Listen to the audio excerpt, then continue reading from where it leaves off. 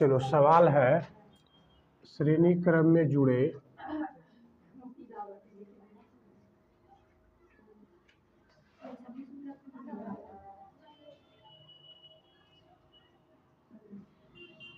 प्रतिरोधकों का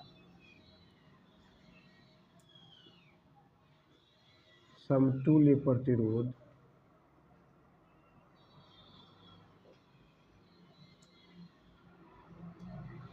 का व्यंजक निकाले।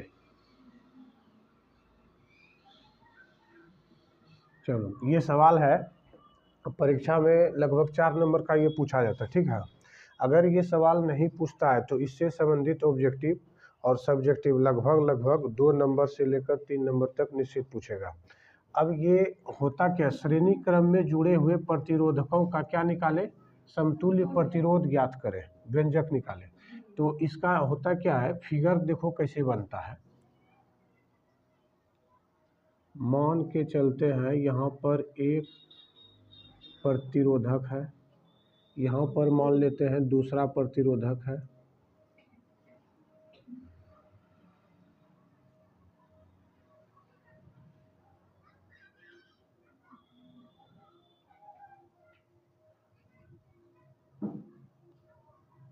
तीसरा प्रतिरोधक।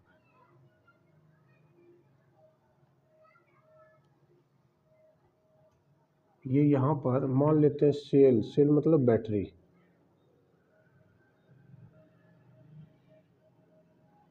यहाँ स्विच मान लेते हैं।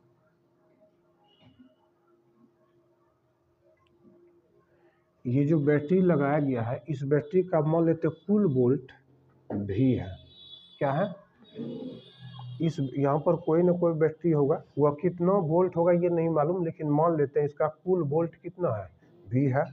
ये स्विच को जैसे ऑन करेंगे तो ये परिपथ बंद होगा और चारों बगल इसमें जो है ना धारा प्रवाहित होना शुरू होगा, मतलब करंट जाना शुरू होगा। मान लेते हैं ये ए से लेकर ये ए, ये बी, ए बी एक प्रतिरोधक जिसका प्रतिरोध मान लेते हैं R1, बी से लेकर यहाँ तक मान लेते हैं सी, और ये मान लो डी, सी से डी तक दूसरा प्रतिरोधक, इसका मान लेते हैं प्रतिरोध R2, और फिर डी से लेकर यहाँ मान लेते हैं ई है और इसका प्रतिरोधक R3 है, ऐसा मान ली, कोई दिक्कत।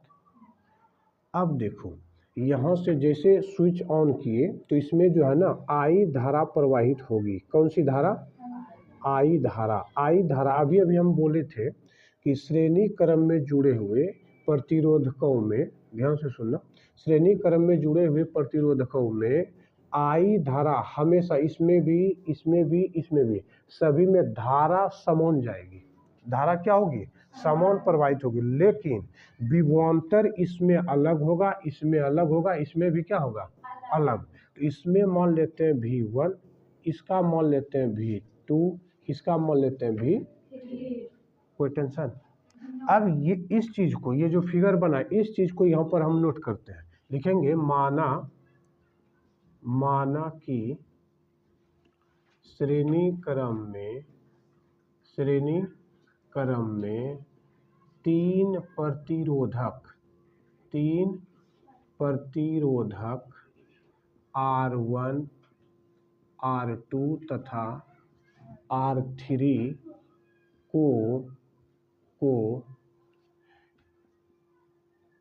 एक स्विच, ये क्या है, स्विच, ये क्या है, स्विच, एस का मतलब स्विच, एक स्विच तथा बैटरी से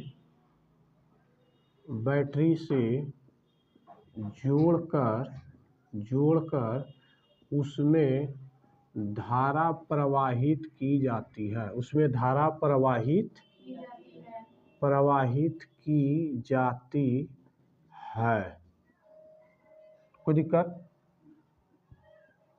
तो सिद्ध करना है आर एस क्या है, हम समझाए थे, आर का मतलब रेजिस्टेंस, एस का मतलब सीरीज, ये जो जुड़ा हुआ है ना श्रेणी क्रम में जुड़ा हुआ है सीरीज क्रम में, इसलिए यहाँ पर एस लिखे। और आर का मतलब क्या होता है प्रतिरोध। तो आर एस बराबर सिद्ध करना हमको, जितना यहाँ ध्यान दो, जितना प्रतिरोधक जुड़ा रहेगा, ये एक प्रतिरोधक, ये दूसरा प्रतिरोधक, ये तीसरा प्रतिरोधक, और अगर इसमें रहता मान के चलते चौथा प्रतिरोधक तो R4 लिखते, मान के चलते और पांचवा प्रतिरोधक रहता तो R5 लिखते। समझ में आ रहा है सबको। तो जितना प्रतिरोधक होगा उतना यहाँ पर हम लिख देंगे आराम से, R1 plus R2 plus R3, और अगर जोड़ते उसमें तो यहाँ पर फिर जोड़ देते हैं, कोई दिक्कत। ये हमको क्या करना है, सिद्ध करना है। अब धारा प्रवाहित होने पर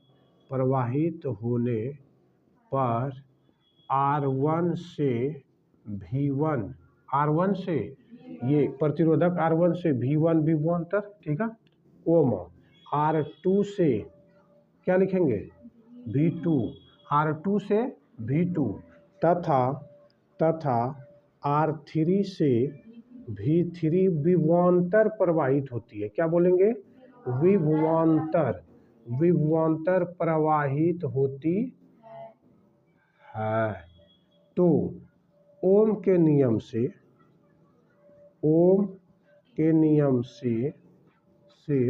V बराबर होता है सूत्र IR। V बराबर क्या होता है सूत्र, अब ध्यान देना, जब V हो, V का मतलब वोल्ट, तब यहाँ पर धारा अगर I हो तो उसका प्रतिरोध R हो, तब इस तीनों के लिए व्यंजक जो होता है ओम के नियम से V बराबर IR। लेकिन यहाँ पर तो वोल्ट V है नहीं, क्या है ये V1, क्या है ये V1, तो बोलेंगे V1, क्या बोले, यहाँ अगर V1 है तो धारा क्या है, इसमें धारा I ही ना, सब इसमें भी I, इसमें भी I, इसमें भी I, पहले ही बोल दिया धारा हमेशा बराबर होगी, तो धारा तो I ही हो गई, लेकिन प्रतिरोध कितना है इसका R1, तो V1 तो यहाँ पर R1, कोई दिक्कत, V1 तो IR1, फिर आगे बढ़ेंगे V2 तो IR2, V2 तो I, तो धारा तो ये नहीं होगा, लेकिन प्रतिरोध क्या होगा R2, तो R2, फिर लिखेंगे V3 तो IR3, ठीक है, कोई दिक्कत। लेकिन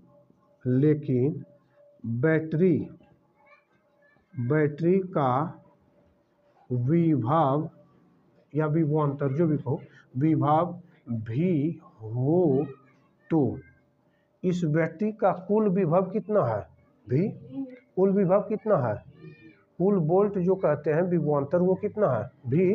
तब अगर हम बोले टोटल भी, ये सब V1 V2 V3 ये तीनों जोड़ दें अगर, तो यही ना V पूरेगा, इसी बैटरी से नहीं ये पूरा निकल कर V1 V2 V3 आया है, आया कि नहीं आया। इस तीनों को फिर अगर जोड़ दिया जाए तो कितना पुर जाएगा V, क्या पुर जाएगा V। तो हम लिखेंगे V बराबर V1 प्लस V2 प्लस, ये तीनों को जोड़कर अगर देखा जाए तो कितना हो जाएगा V हो जाएगा, कितना हो जाएगा V।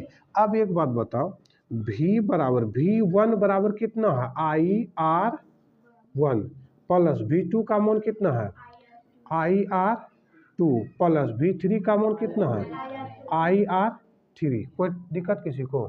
ये V1 जो था यहाँ से ला दिए, फिर V2 यहाँ IR2 से, और इसके बाद V3 IR3 से, कोई टेंशन। अब सबको देखो अगर गौर से, तो I इधर कॉमन है, I इसमें भी है, I इसमें भी है, I इसमें भी है, तो V बराबर I सबसे कॉमन, बच गया कौन R1 plus R2 plus R3। यहाँ तक किसी को कोई दिक्कत। अब इसको मान लेते हैं समीकरण 1, यहाँ तक हो गया। अब सुनो, हमको निकालना क्या है समतुल्य प्रतिरोध, क्या निकालना है समतुल्य प्रतिरोध। अब मान लेते हैं ऐसा कि ये जो R1 है प्रतिरोधक R1, मतलब प्रतिरोधक, पहला प्रतिरोधक का प्रतिरोध R1, दूसरा प्रतिरोधक का प्रतिरोध R2, तीसरा प्रतिरोधक का प्रतिरोध R3, ये तीनों प्रतिरोध के बदले में एक चौथा प्रतिरोध मान लेते हैं, उसको बोलेंगे समतुल्य प्रतिरोध, और वह समतुल्य प्रतिरोध हमारा हो जाएगा आर एस मान लेते हैं। आर एस का मतलब क्या हुआ कि ये श्रेणी क्रम में जो तीनों प्रतिरोधक जुड़ा हुआ है, इस तीनों प्रतिरोधक का समतुल्य प्रतिरोध आर एस मान लिए। क्या मान लिए? R S. अब इस आर एस को एक बैटरी से, किससे? एक बैटरी से फिर जोड़कर इसमें धारा प्रवाहित करने पर देखो क्या होगा। ये मान लेते हैं बैटरी भी है, मतलब इसका भी विभवांतर टोटल भी, और ये एस है। यहाँ से धारा प्रवाहित होगी आई, और इसमें जो विभवांतर जाएगा, एक प्रतिरोधक है, समतुल्य प्रतिरोध है ना, तो इसमें कुल विभव जितना है ये टोटल ना इसी में आ जाएगा। तो भी क्या हो गया, इसमें जो विभवांतर होगा यहाँ से यहाँ तक क्या हो जाएगा? टोटल भी क्या हो जाएगा? भी। अब इस बात को पहले नोट करते हैं, लिखेंगे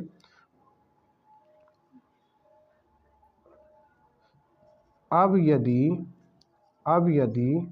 R1 R2 तथा R3 के समतुल्य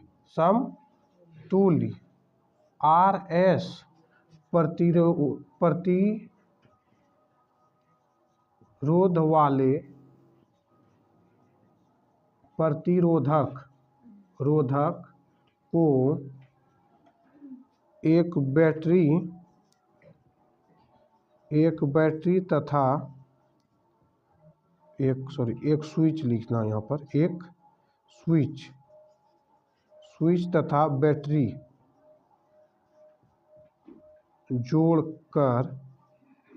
जोड़कर धारा प्रवाहित करने पर फिर ओम के नियम से भी, इसका टोटल वोल्ट कितना है? भी। इसके बाद धारा कितना हो गया? आई। अब प्रतिरोध कितना हुआ? R S. कोई टेंशन? इस फिगर के अनुसार हम बता रहे हैं, इसको मान लेंगे समीकरण 2। अब ध्यान से देखो 1 और 2 दोनों को, यहाँ पर भी, यहाँ भी, यहाँ भी, यहाँ भी, ये दोनों जब बराबर, तो इधर दोनों भी क्या होगा? बराबर। इधर दोनों भी क्या होगा? बराबर। तो अब लिखेंगे, नीचे दिख रहा है? हाँ? यहाँ जो लिखेगी बोला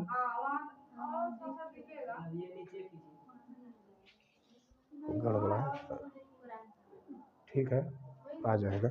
यहाँ देखो, तो अब लिखेंगे समीकरण, ध्यान दो, यहाँ देखो, समीकरण 1 एवं 2 से ध्यान देना, यहाँ भी है, यहाँ भी क्या भी, तो ये दोनों जब बराबर हो गया ना, तो ये और ये दोनों भी आपस में क्या होगा? बराबर। तो यहाँ से उठा लो आई आर एस, यहाँ से आई into R1 plus R2 plus R3। नहीं समझे बात को? इधर भी दोनों बराबर हुआ ना, तो ये वाला भी पद आपस में क्या होगा? बराबर।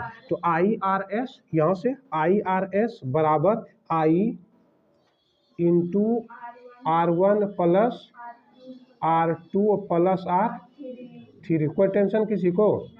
चलो अब देखो, यहाँ आई और यहाँ आई दोनों सेम पद है, कट गया, तो इसलिए R S equal to R1 plus R2 plus R3। ये बात हमको क्या करना था? यही बात हमको क्या कर देना था? सिद्ध। इसका मतलब ये हुआ कि यदि श्रेणी क्रम में जुड़े कोई भी प्रतिरोधक, कितना भी प्रतिरोधक हो, तो सबका समतुल्य प्रतिरोध जो आर एस होगा, सबको बारी बारी से क्या कर देना है? जोड़ देना। सबको बारी बारी से क्या कर देना? जोड़ देना। यही तुम्हारा ये व्यंजक जो है ना निकालने बोला था, और व्यंजक निकल कर रेडी है। अगर ये सवाल आता है तो 4 नंबर में, कितना नंबर में? 4 नंबर। या नहीं आएगा तो ऑब्जेक्टिव इससे संबंधित जरूर आता है। समझ में आ गया?